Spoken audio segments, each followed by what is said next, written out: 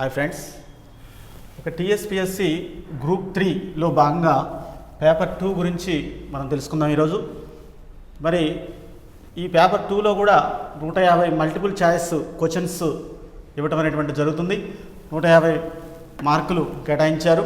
సమయం వచ్చేసి 2.5 గంటలు ఉంటుంది. అయితే ఈ యొక్క గ్రూప్ 3 పేపర్ 2లో మరి పార్ట్ 1, పార్ట్ 2, పార్ట్ 3గా విభజించడం అనేటువంటిది జరిగింది. మరి పార్ట్ 1 హిస్టరీ ఉంటుంది, పార్ట్ 2 పాలిటీ ఉంటుంది, పార్ట్ 3 సొసైటీ సోషియాలజీకి సంబంధించినటువంటిది ఉంటుంది. ఈరోజు మనం పార్ట్ 1కి సంబంధించినటువంటిది పూర్తిగా తెలుసుకోవడం అనేటువంటిది జరుగుతుంది. చరిత్ర. మరి గ్రూప్ 3లో మరి హిస్టరీ వచ్చేసి ఏం సిలబస్ ఇచ్చారు వీళ్ళు అనేటువంటిది మనం ఒకసారి మరి దీన్ని పూర్తి స్థాయిలో తెలుసుకోవడానికి మరి ప్రయత్నం చేద్దాం. ఓకే, పార్ట్ 1 చరిత్ర అంటే ఎస్పెషల్లీ తెలంగాణ రాష్ట్రం ఏర్పడిన తర్వాత తెలంగాణ రాష్ట్రానికి సంబంధించినటువంటి అంశాలు మాత్రమే చేర్చినటువంటి ఏకైక ఎగ్జామ్ గ్రూప్ 3 అండి. ఓన్లీ తెలంగాణ హిస్టరీకి సంబంధించినటువంటి విషయాల మీదనే ఫోకస్ చేయాల్సినటువంటి అవసరం ఉంది. ఇక్కడ ఇండియన్ హిస్టరీ తోటి మరి అంతగా అంత ప్రాబల్యం లేదు. ఓన్లీ తెలంగాణకు సంబంధించినటువంటి హిస్టరీ మీదనే గ్రిప్ ఉంచుకోవాలి. అది కూడా మరి ఈ తెలంగాణ హిస్టరీలో భాగంగా 5 టాపిక్స్ అనేటువంటిది మనకి సిలబస్లో ఇచ్చారు. ఆ 5 టాపిక్స్ నుంచే మనకి 50 మార్క్స్ వరకు, అంటే ఒక్కొక్క టాపిక్ నుంచి మరి సుమారుగా 8 నుంచి 10 మార్కుల వరకు అడగడానికి అవకాశం ఉంది. మరి ఫస్ట్ టాపిక్ అంటే అసలు మన టైటిల్ ఏంటి అనేటువంటి విషయానికి వస్తే చరిత్ర అంటే తెలంగాణ హిస్టరీ అనే దానికంటే కూడా తెలంగాణ సామాజిక సాంస్కృతిక చరిత్ర, తెలంగాణ రాష్ట్రం ఏర్పాటు. ఇక్కడ కూడా మనం గమనించాల్సినటువంటి అవసరం ఉంది. తెలంగాణ సామాజిక చరిత్ర, తెలంగాణ సాంస్కృతిక చరిత్ర, తెలంగాణ రాష్ట్రం ఏర్పాటు. ఈ యొక్క చరిత్రలో భాగంగా ఈ మూడింటిని కూడా విడివిడిగానే మనం తెలుసుకోవాల్సినటువంటి అవసరం ఉంటుంది. ఆ విధంగానే బిట్లు కూడా అడుగుతున్నారు. తెలంగాణ సామాజిక సాంస్కృతిక చరిత్ర, తెలంగాణ రాష్ట్రం ఏర్పాటు అంటే మరి తెలంగాణ అనేటువంటి పేరు కావచ్చు, తెలంగాణ ఎలా వచ్చింది అనేటువంటి విషయాలు కావచ్చు, అవన్నీ కూడా ప్రాధాన్యతను సంతరించుకున్నాయి. మరి ముఖ్యంగా దీన్నే త్రిలింగ దేశం అని, మరి అదేవిధంగా తేలివాహ నది అంటే గోదావరి నది ప్రవహిస్తుంది కాబట్టి గోదావరి నది మారుపేరుగా తేలివాహ నది, ఇదే తెలంగాణ అనేటట్లుగా కొన్ని మరి ఉన్నాయి హిస్టరీలో భాగంగా. ముఖ్యంగా అమీర్ ఖుస్రో అనేటువంటి కవి తెలంగాణని మరి దాని గురించి రాసినటువంటి ఆధారాలు ఉన్నాయి. ఇక్కడ చూసినట్లయితే ముఖ్యంగా ఫస్ట్ టాపిక్ అంటే 5 టాపిక్స్లో ఫస్ట్ ఏమున్నది అనేటువంటిది మనం గమనించాల్సిన అవసరం ఉంటుంది. ఫస్ట్ శాతవాహనులు. తెలంగాణలో మొట్టమొదటిసారిగా అంటే తెలంగాణ గురించి ప్రస్తావన తీసుకొచ్చినటువంటి వ్యక్తులు శాతవాహనులు. మరి వీళ్ళు పరిపాలన ఏ విధంగా ఉంది, వీళ్ళ పరిపాలనా కాలంలో ముఖ్యంగా సామాజిక చరిత్ర ఎలా ఉంది, అదేవిధంగా సాంస్కృతిక చరిత్ర ఎలా ఉంది. మరి ముఖ్యంగా చాలామంది చక్రవర్తులు పరిపాలన చేయడం అనేటువంటిది జరిగింది. మరి శాతవాహనంలో ముఖ్యమైనటువంటి చక్రవర్తిగా గౌతమిపుత్ర శాతకర్ణిని గొప్పవాడుగా చెప్పుకుంటారు. మరి ఆ రాజుల కాలంలో ఉన్నటువంటి శాసనాలు, మరి అదేవిధంగా ఆర్థిక వ్యవస్థ గురించి, సామాజిక విషయాలు, వివిధ మతాల గురించి దేనికి ప్రాధాన్యత ఇచ్చారు, వాళ్ళ యొక్క వృత్తులు దేనికి ప్రాధాన్యత ఇచ్చారు అనేటువంటి వాటి గురించి ఎక్కువగా చదువుకోవాల్సిన అవసరం ఉంటుంది. అంటే శాతవాహనుల హిస్టరీ కంటే కూడా ఏం చదవాలంటే ఇక్కడ ఆ రాజుల కాలంలో ఉన్నటువంటి సామాజిక సాంస్కృతిక చరిత్ర గురించే చదవాల్సినటువంటి అవసరం ఉంటుంది. అంటే ఆ రోజుల్లో మరి శాతవాహనులు ఎక్కువగా వైదిక మతాన్ని ఆచరించారు. తర్వాత కాలంలో మరి మార్పులు వచ్చినాయి. ఓకే, మొత్తం మీద వైదిక మతానికి ఎందుకు ప్రాధాన్యత ఇచ్చారనేటువంటిది మరి బిట్స్ రూపంలో వస్తుంది. అంటే ఇక్కడ శాతవాహనులు అనేటువంటి వారు ఏ మతానికి ప్రాధాన్యత ఇచ్చారు, మరి వాళ్ళు ఏ విధంగా అలంకరణ కావచ్చు, లేకపోతే ఇతర విషయాలు కావచ్చు, ఏ విధంగా ఉన్నారనేటువంటి వాటి గురించి ఎక్కువగా అడిగేటువంటి అవకాశం ఉన్నదండి. ఇక శాతవాహనులు మరి వాళ్ళ యొక్క శాసనాలు ఏ విధంగా ఉన్నాయి, శాసనాల్లో ఏ విధంగా వాళ్ళ టెంపుల్స్, వాస్తు శిల్పకళలు కావచ్చు, చిత్రకళలు కావచ్చు, వాళ్ళు నిర్మాణాలు కావచ్చు, అంటే మరి వాళ్ళు నిర్మించినటువంటి భవనాలు కావచ్చు, వాళ్ళ యొక్క ముఖ్యమైనటువంటి ఆచార సాంప్రదాయాలు కావచ్చు, వీటి గురించే బిట్స్ వస్తున్నాయి. వేరే వాటి గురించి హిస్టరీ అనేటువంటి పేరే కానీ ఇక్కడ హిస్టరీని అంటే రాజకీయ పరిపాలన విషయాల పరంగా కాకుండా ఇక్కడ సామాజిక సాంస్కృతిక చరిత్ర పరంగా చదవాల్సినటువంటి అవసరం ఉంది. కథా సరిత్సాగరం, బృహత్ కథ, హాలుడు రచించినటువంటి గాథ సప్తసతి, ఇది దేని గురించి ప్రాధాన్యత ఉంది, మరి ఆ రోజుల్లో ఏ విధంగా మతాలను ఏ విధంగా మరి చేశారు అనేటువంటి వాటి గురించి కూడా, అంటే శాతవాహన చక్రవర్తులు హాలుడు అనేటువంటి వారు కూడా ప్రధానంగా ఉన్నారు. మరి ముఖ్యంగా మరి బృహత్ కథ కావచ్చు, గుణాఢ్యుడు, ఇవన్నీ కూడా చాలా ముఖ్యమైనటువంటి బిట్సే. అంటే ఆ రోజుల్లో ఆ రచనల్లో ఏ విధమైనటువంటి అంశాలని వీళ్ళు రాశారు, ఆ యొక్క మతం కావచ్చు, మరి ఆ యొక్క వృత్తులు కావచ్చు, మరి ముఖ్యంగా 18 రకాలైనటువంటి వృత్తులు అనేటువంటివి ఆ రోజుల్లో ఉన్నాయని శాతవాహనులు చదువుతుంటే మనకు అర్థమవుతుంటుంది. ఇక్కడ ముఖ్యంగా ఒకటే గుర్తుపెట్టుకోవాలి, శాతవాహనులు అన్నప్పుడు శాతవాహనుల సామాజిక సాంస్కృతిక చరిత్ర అంటే వాళ్ళ యొక్క సంస్కృతి ఎలా ఉంది, ఆ రోజుల్లో ఏ విధమైనటువంటి పండుగలు కావచ్చు, ఏ విధమైనటువంటి ఆచార సాంప్రదాయాలు కావచ్చు ఉన్నాయి అనేటువంటి దాని గురించి ఎక్కువగా ఫోకస్ చేయాల్సినటువంటి అవసరం ఉంది అభ్యర్థి. మరి నెక్స్ట్ అంటే శాతవాహనంలో ముఖ్యంగా చెప్పుకోవాలంటే మరి తెలంగాణలో కోటిలింగాల, కరీంనగర్లో ఉన్నటువంటి కోటిలింగాలని మరి రాజధానిగా, మరి మొట్టమొదటి రాజధానిగా చెప్పుకుంటారు. అదేవిధంగా శాతవాహనుల యొక్క మరి మలి రాజధానిగా ప్రతిష్టానపురం అనేటువంటి దాన్ని చెప్పుకుంటారు, పైతాన్ అనేటువంటి దాన్ని చెప్పుకుంటారు. అయితే ముఖ్యంగా ఒకటి గుర్తుపెట్టుకోవాలి, శాతవాహనులు చదువుకునేటప్పుడు శాతవాహన చక్రవర్తులు ఏ మతానికి ప్రాధాన్యత ఇచ్చారు, శాతవాహన చక్రవర్తులు ఏ కట్టడాలకు ప్రాధాన్యత ఇచ్చారు, శాతవాహన చక్రవర్తులు ఏ శిల్పాలకు చిత్రకళలకు ప్రాధాన్యతనిచ్చారు అనేటువంటి అంశాల మీద ఎక్కువగా ఫోకస్ చేయాల్సినటువంటి అవసరం అనేటువంటిది ఉంటుంది. నెక్స్ట్ ఇక్ష్వాకులు, మరి ఇక్ష్వాకుల రాజధాని విజయపురి, మరి కృష్ణానది ఒడ్డున ఉన్నది అనేటువంటిది మనకు తెలిసినటువంటి విషయాలే. అయితే ఇక్కడ ఇక్ష్వాకులు మరి వాళ్ళ యొక్క పరిపాలన విధానం కంటే కూడా వాళ్ళు ఏ మతానికి ఎక్కువ ప్రాధాన్యత ఇవ్వడం అనేటువంటి జరిగింది, వాళ్ళు నిర్మించినటువంటి కట్టడాలు ఎలా ఉన్నాయి అనేటువంటి వాటి మీద బిట్స్ వస్తున్నాయి. అదేవిధంగా మరి ఆ రోజుల్లో ఉన్నటువంటి మరి ముఖ్యంగా బౌద్ధ మతం, జైన మతం ఏ విధంగా ఉంది అనేటువంటిది అడుగుతున్నారు. రెండవ బుద్ధుడుగా మరి ఆచార్య నాగార్జునుడిని పేర్కొంటారు. ఎందుకు పేర్కొంటారు, అతను ఏ విధమైనటువంటి రచనలు చేసింది అనేటువంటి వాటి మీద బిట్స్ వచ్చేటువంటి అవకాశం ఉంది.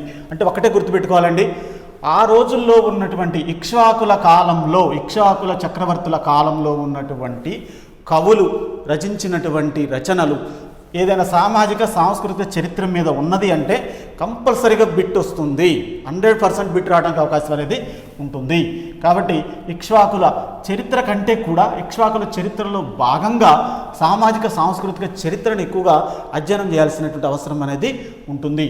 నెక్స్ట్ విష్ణుకుండినులు, వీళ్ళ గురించి కూడా మరి విష్ణుకుండులు ఎలా పరిపాలన చేశారనే దానికంటే కూడా వీళ్ళు దేనికి ప్రాధాన్యత ఇచ్చారు, ఏ సంస్కృతికి ప్రాధాన్యత ఇచ్చారు అనేటువంటి దాని గురించే ఎక్కువగా అభ్యర్థి మరి చదవాల్సినటువంటి అవసరం అనేటువంటిది ఉంటుంది. ఏ మతానికి ప్రాధాన్యత ఇచ్చారు, వీళ్ళ పూజలు ఏ విధంగా ఉంటాయి, వీళ్ళు ఆచార సాంప్రదాయాలు ఏ విధంగా ఉన్నాయి, వీళ్ళు మరి ఏ విధమైనటువంటి సంస్కృతిని వీళ్ళు ప్రతిబింబించారు, మరి వాళ్ళ యొక్క ఆచార సాంప్రదాయాలు ఏంటి అనేటువంటి వాటి మీదనే అభ్యర్థి ఎక్కువగా ఫోకస్ చేయాల్సిన అవసరం ఉంటుంది.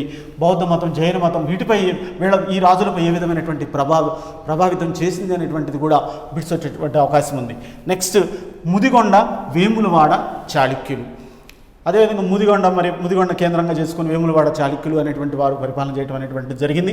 మరి వాళ్ళు కూడా ఏ మతానికి ప్రాధాన్యత ఇచ్చారు, వాళ్ళ యొక్క కట్టడాలు ఏ విధంగా ఉన్నాయి, వాళ్ళ యొక్క చిత్రకళ ఏ విధంగా ఉంది, వాళ్ళ యొక్క వాస్తు శిల్పాలు ఏ విధంగా ఉన్నాయి అనేటువంటి వాటి మీదనే ఎక్కువగా గుర్తుపెట్టుకోవాల్సిన అవసరం ఉంటుంది.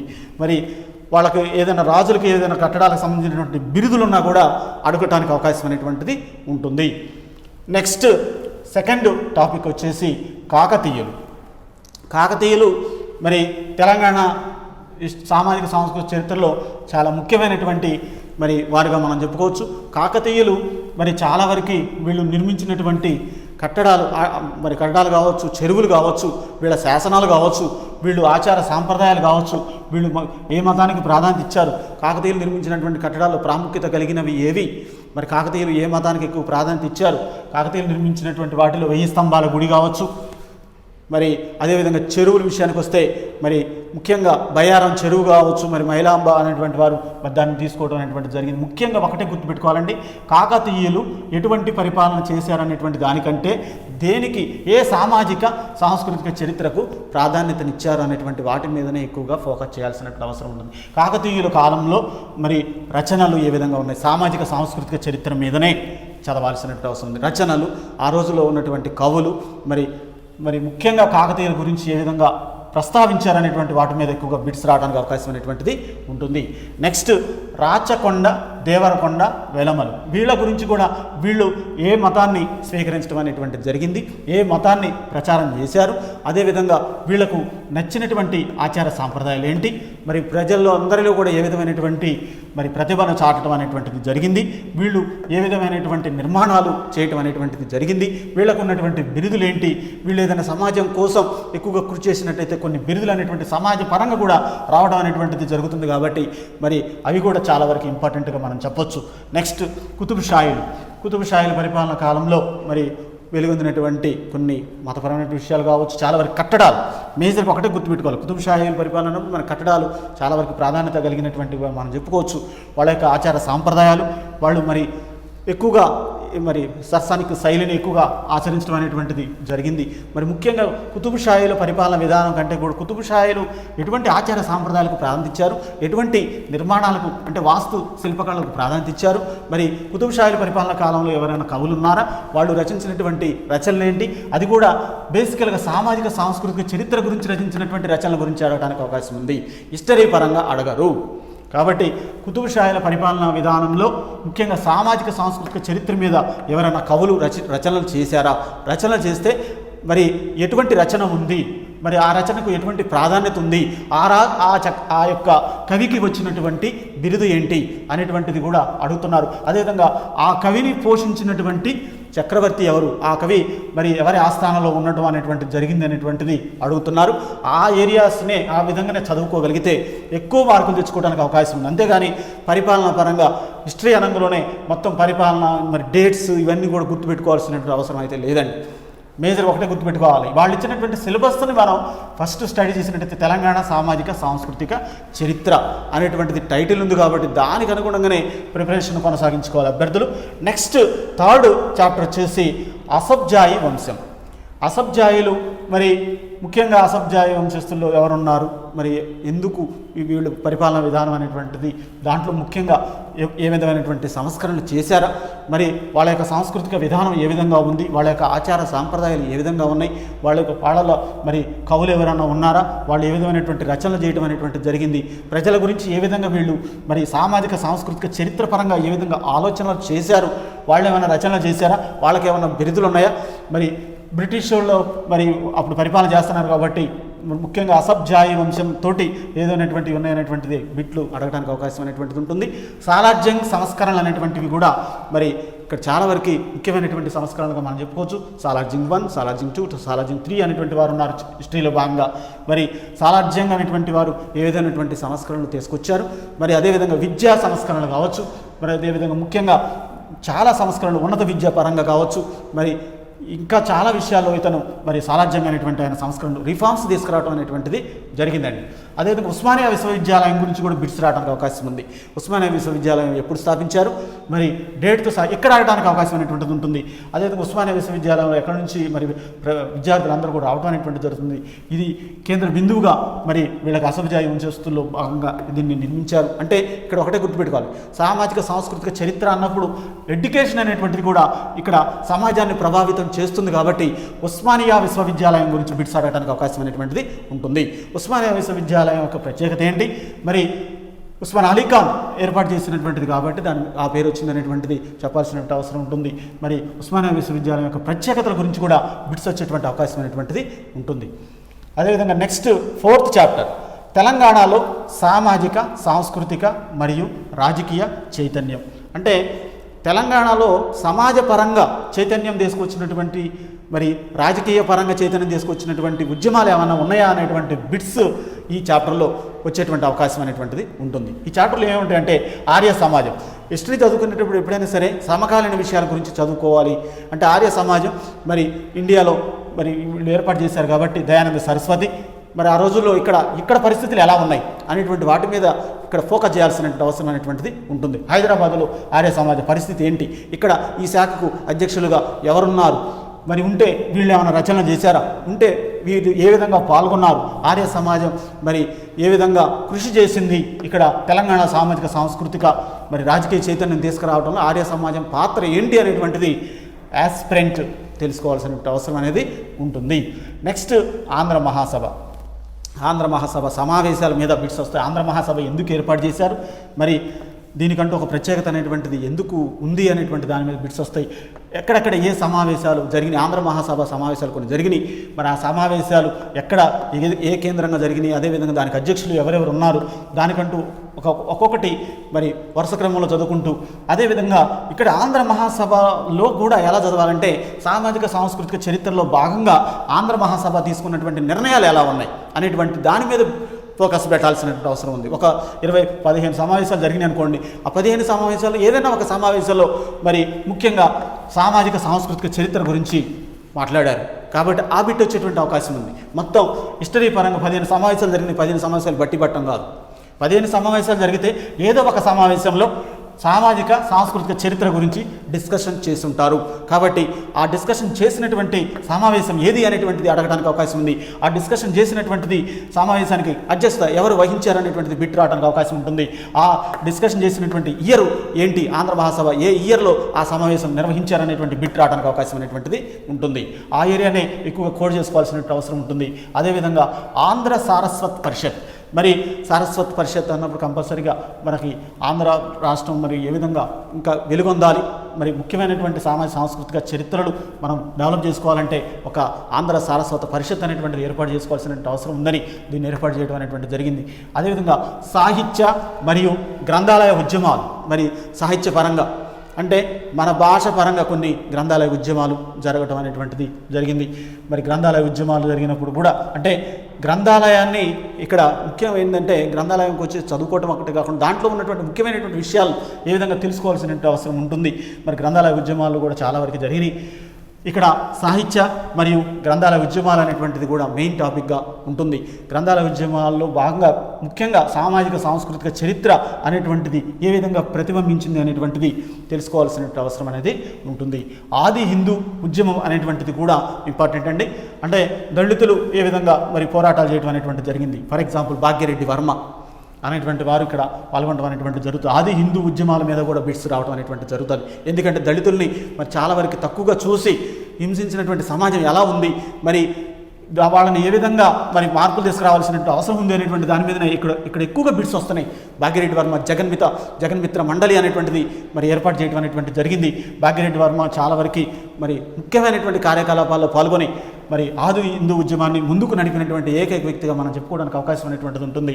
ఇక్కడ అంటే సామాజిక సాంస్కృతిక పరంగా అంటే వీళ్ళు మతపరంగా వీళ్ళు కులపరంగా చాలా వరకు తక్కువ, లేకపోతే వృత్తిపరంగా వీళ్ళు చాలా తక్కువ మరి అనేటువంటి విధంగా లేకుండా ఇంకా ముందుకు పోవాల్సిన అవసరం ఉంది అనేటువంటిది ఆది హిందూ ఉద్యమం అనేటువంటిది నడిచిందని మనం చెప్పొచ్చు. నెక్స్ట్ ఆంధ్ర మహిళా సభ. ఆంధ్ర మహాసభ జరిగినట్టే ఆంధ్ర మహిళా సభ కూడా మరి జరిగినాయి. దుర్గాబాయి దేశముఖ్ ఆధ్వర్యంలో మరి ఆంధ్ర మహిళా సభ అనేటువంటిది ఏర్పాటు చేయడం అనేటువంటిది జరిగింది. మరి దుర్గాబాయి దేశముఖ్ చాలా వరకు ప్రముఖమైనటువంటి మహిళగా మనం చెప్పుకోవడానికి అవకాశం ఉంది. ఆంధ్ర మహిళా సభ ఆమె గారి ఆధ్వర్యంలోనే ఏర్పాటు చేయడం అనేటువంటి జరిగింది. అదేవిధంగా గిరిజనుల తిరుగుబాట్లు, ఎందుకంటే అడవులకు సంబంధించినటువంటి అడవుల్ని ఎట్టబడితే అట్లా నరికివేయడం, బ్రిటిష్ వాళ్ళు కొన్ని మార్పులు చేర్పులు చేయడం, కొన్ని చట్టాలు తీసుకురావడం అనేటువంటి జరిగింది. కాబట్టి గిరిజనులు కూడా తిరుగుబాట్లు చేయడం అనేటువంటి జరిగింది. వాళ్ళలో రామ్జీ గోల్డ్ మరియు కొమరం భీం మరి నీళ్ల కోసమే మరి వీటి కోసమే జల్ జంగల్ జమీన్ అనేటువంటి ఉద్యమాన్ని ఇక్కడ కొమరం భీం అనేటువంటి వారు తీసుకురావడం అనేటువంటి జరిగింది. మరి రామ్జీ గోల్డ్ అనేటువంటి వారు కూడా గిరిజనులు ప్రముఖమైనటువంటి వ్యక్తిగా ఉన్నారు.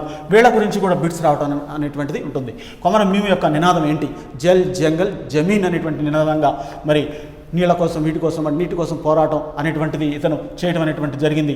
అదేవిధంగా తెలంగాణ సాయుధ పోరాటం గురించి కూడా బిట్స్ రావడం అనేటువంటిది జరుగుతుంది. తెలంగాణ సాయుధ పోరాటం అన్నప్పుడు మరి ఇక్కడ దేవులపల్లి వెంకటేశ్వరరావు గారు కావచ్చు, మరి అదేవిధంగా పుచ్చలపల్లి సుందరయ్య గారు కావచ్చు, మరి చాలా వరకు ప్రముఖమైనటువంటి వ్యక్తులు పార్టిసిపేట్ చేశారు. కాబట్టి తెలంగాణ సాయుధ పోరాటం మీద బిట్స్ వచ్చేటువంటి అవకాశం ఉంది. తెలంగాణ సాయుధ పోరాటం ఎవరికి ప్రాధాన్యత ఇచ్చుకుంటూ జరిగింది, తెలంగాణలో ఉన్నటువంటి రైతులు ఏ విధంగా పోరాటాలు చేశారు, మరి ఏ విధంగా అమరులయ్యారు, వాళ్ళ యొక్క గుర్తుగా మనం ఇప్పటికి కూడా మరి స్మరించుకుంటూ ఉంటాం. కాబట్టి తెలంగాణ సాయుధ పోరాటం కూడా ఎట్లా చదవాలంటే తెలంగాణలో సామాజిక సాంస్కృతిక చరిత్రను ప్రభావితం చేసిందా చేయలేదా, చేస్తే ఏ విధంగా ముందుకు వెళ్ళింది అనేటువంటి దాని మీదనే ఎక్కువగా దృష్టి పెట్టాల్సినటువంటి అవసరం అనేటువంటిది ఉంటుంది.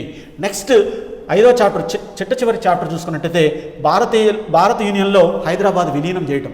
ఎందుకంటే భారతదేశానికి స్వాతంత్రం వచ్చింది ఆగస్టు మరి 1947 ఆగస్టు వచ్చినప్పటికి కూడా హైదరాబాదు, జునాగఢ్ మరి వీటిని కూడా మరి కొన్నిటిని ఏం చేశారంటే సంస్థానాలను విలీనం చేయడం అనేటువంటి జరగలేదు. భారత్ యూనియన్లో హైదరాబాద్ విలీనం అనేటువంటిది చాలా ప్రాధాన్యత కలిగినటువంటి విషయంగా మనం చెప్పుకోవచ్చు.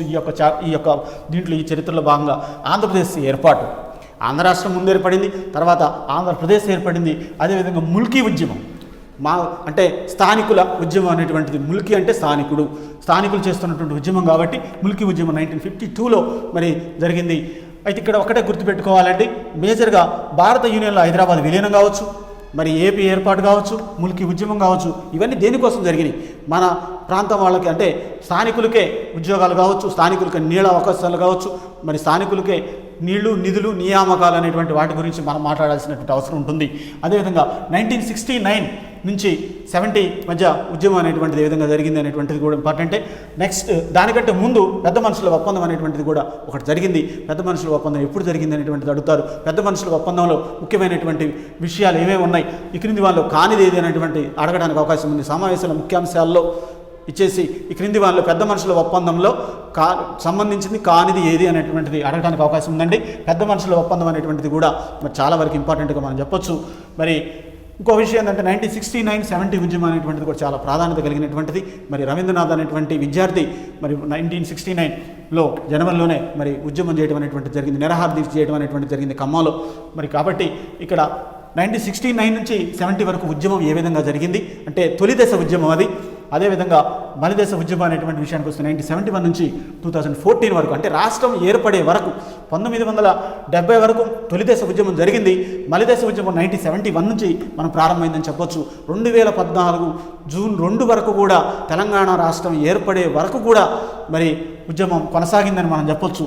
కాబట్టి వీళ్ళు కంపల్సరిగా అంటే యాస్పిరెంట్ ఎలా చదవాలంటే కంపల్సరిగా భారత యూనియన్లో హైదరాబాద్ విలీనం ఎలా జరిగింది, దాంతోపాటు ఆంధ్రప్రదేశ్ రాష్ట్రం ఏ విధంగా ఏర్పాటు చేశారు, ముల్కీ ఉద్యమం ప్రాధాన్యత ఏంటి, అదేవిధంగా 1956లో జరిగినటువంటి పెద్ద మనుషుల ఒప్పందం యొక్క ప్రాధాన్యత ఏంటి, మరి 1969-70 యొక్క ఉద్యమంలో మరి చెన్నారెడ్డి గారి పాత్ర కావచ్చు, మరి చాలా వరకు ముఖ్యమైనటువంటి వ్యక్తులు ఉన్నారు ఇక్కడ కూడా. అదేవిధంగా 1971 నుంచి 2014 వరకు ప్రొఫెసర్ జయశంకర్ పాత్ర కావచ్చు, చాలా ముఖ్యమైనటువంటి వ్యక్తులు ఉండటం అనేటువంటి జరిగింది. అదేవిధంగా మన ముఖ్యమంత్రి అయినటువంటి కేసీఆర్ గారి గురించి కూడా బిట్స్ రావడానికి అవకాశం అనేటువంటిది ఉంటుంది. ఇక్కడ మేజర్గా ఒకటే గుర్తుపెట్టుకోవాలి, ఈ 5 టాపిక్స్ని ఎలా చదవాలనేటువంటిది హిస్టరీ పరంగా కాకుండా సామాజిక సాంస్కృతిక చరిత్ర పరంగా చదవాలి. అదేవిధంగా తెలంగాణ రాష్ట్రం ఏర్పాటు అనేటువంటిది అంటే 5th యూనిట్ అనేటువంటిది కూడా చాలా ఇంపార్టెంట్ అండి. 5వ యూనిట్ అనేటువంటిది కూడా చాలా ఇంపార్టెంట్. ఎందుకంటే గ్రూప్ 2లో మనకి 3 పేపర్స్ అంటే అక్కడ ఉండటం అనేటువంటిది జరిగింది కాబట్టి మేజర్ అక్కడ 4 పేపర్స్ ఉండటం అనేటువంటిది జరిగింది. 4th పేపర్లో తెలంగాణ రాష్ట్రం గురించే ఏర్పాటు గురించే ఇచ్చారు. కాబట్టి ఇక్కడ మనకి గ్రూప్ 3లో 3 పేపర్లు ఉంటున్నాయి కాబట్టి తెలంగాణ రాష్ట్రం ఏర్పాటు అనేటువంటిది కూడా 5th చాప్టర్లో మాత్రమే ఇక్కడ ఇవ్వటం అనేటువంటిది జరిగిందని గుర్తుపెట్టుకోవాలి. కాబట్టి ఈ బిట్స్ అంటే ఈ చాప్టర్ నుంచి కూడా ఎక్కువ బిట్స్ రావడానికి ఎక్కువ అవకాశం అనేటువంటిది ఉంటుంది. కాబట్టి తెలంగాణ రాష్ట్రాన్ని దీనికి సంబంధించినటువంటి చరిత్ర చదివేటప్పుడు సామాజికంగా సాంస్కృతికంగా ఏ విధంగా ప్రభావితం చేసింది. ఒక రాజు పరిపాలన చేస్తాడు, శాతవాహన రాజుల్లో గౌతమిపుత్ర శాతకర్ణి పరిపాలన చేసిండు. ఏ మతానికి ప్రాధాన్యత ఇచ్చిండు, ఏ వృత్తికి ప్రాధాన్యత ఇచ్చిండు, ఏ దేవాలయాలు నిర్మించిండు, ఏ ఆనకట్టలు నిర్మించిండు, ఏ నదికి ఏ విధమైనటువంటి కట్టడాలు చేయడం అనేటువంటిది జరిగింది అనేటువంటి వాటి మీద. అదేవిధంగా ఆ రాజు పరిపాలన కాలంలో ఉన్నటువంటి కవులు రచించినటువంటి రచనలు సంస్కృతి మరి సమాజాన్ని ఏ విధంగా ప్రభావితం చేసినటువంటి వాటి మీద ఎక్కువగా బిట్స్ వచ్చేటువంటి అవకాశం అనేటువంటిది ఉంటుంది. మేజర్గా ఒకటే గుర్తుపెట్టుకోవాలి, శాతవాహనులు కావచ్చు, ఇక్ష్వాకులు కావచ్చు, విష్ణుకుండులు కావచ్చు, ముదిగొండ, వేములవాడ చాళుక్యులు కావచ్చు, అదేవిధంగా కాకతీయులు, మరి రాచకొండ, దేవరకొండ వెలమలు కావచ్చు, కుతుబ్ షాయిలు, మరి అసబ్జాయి వంశం కావచ్చు, స్వరాజ్యం సంస్కరణలు కావచ్చు, ఇవన్నీ కూడా ఉస్మానియా విశ్వవిద్యాలయం, మరి తెలంగాణలో ఆది హిందూ ఉద్యమం కావచ్చు, ఇవన్నీ కూడా చాలా ఇంపార్టెంట్ అండి. కంపల్సరిగా ఇవన్నీ చదువుకుంటే ఓన్లీ గ్రూప్ 3 పర్పస్లోనే కాదు, టీజీటీ, పీజీటీ గురుకుల ఎగ్జామ్స్ కావచ్చు, మరి టీఎస్పీఎస్సీ నిర్వహించేటువంటి అనేక రకాలైనటువంటి ఎగ్జామ్స్ కావచ్చు, ఎస్ఐ కానిస్టేబుల్ కావచ్చు, తెలంగాణలో నిర్వహించేటువంటి అన్ని ఎగ్జామ్స్కి ఈ సిలబస్ అనేటువంటిది ప్రామాణికంగా మనం చెప్పొచ్చు. ఈ సిలబస్ నుంచి చాలా విషయాల్ని అడగడానికి అవకాశం అనేటువంటిది ఉంటుంది. మరి చాలా వరకు జాగ్రత్తగా చదువుకుంటే ఎక్కువ మార్కులు తెచ్చుకోవడానికి అవకాశం అనేటువంటిది ఉంటుంది.